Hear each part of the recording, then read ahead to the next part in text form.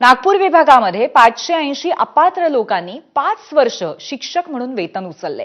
विभागीय शिक्षण उपसंचालक उल्हास नरड यांना या संदर्भात अटक करण्यात आली आहे।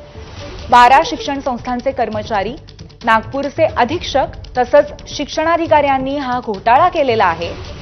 आदेश नसताना 580 अपात्र शिक्षकांची नावं शालार्थ प्रणालीमध्ये टाकण्यात आली होती। 2019 पासून अपात्र शिक्षकांनी 40,000 ते 48,000 वेतन उचललेले आहे। चिंतामण वंजारी, रवींद्र काटोलकर, रोहिणी कुंभार, सिद्धेश्वर काळुसेंच्या सहभागाची या संपूर्ण घोटाळ्यामध्ये शक्यता आहे।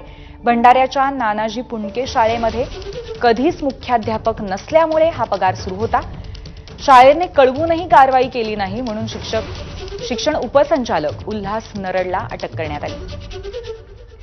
तर हा प्रस्ताव बोगस डॉक्युमेंट बनवून तयार झालेला आहे आणि त्याला स्क्रुटिनी समितीने त्या ठिकाणी त्यांचा स्पष्ट अभिप्राय असताना सुद्धा की हे कागदपत्र बोगस आहेत आणि त्या ठिकाणी आपल्याला त्यांच्यावरती कारवाई करावी लागेल हे त्या ठिकाणी रेकॉर्डवर असताना सुद्धा डेप्युटी डायरेक्टर यांनी त्यांना ते जे काय शालार्थ आयडी इश्यू केलेले आहे त्याच्या अनुषंगाने आपण त्या ठिकाणी जे तत्काळ डेप्युटी डायरेक्टर नरड आणि जो मुख्याध्यापक आहे पुंडगे यांना आपण रात्री या ठिकाणी अटक केलेला आहे आणि पुढील कारवाई यामध्ये जे काय बोगस डॉक्युमेंट बनवले आहेत, जे काही शिक्षण अधिकाऱ्याकडून तो प्रस्ताव आलेला आहे त्याच्या अनुषंगाने सुद्धा आमचा तपास सुरू आहे।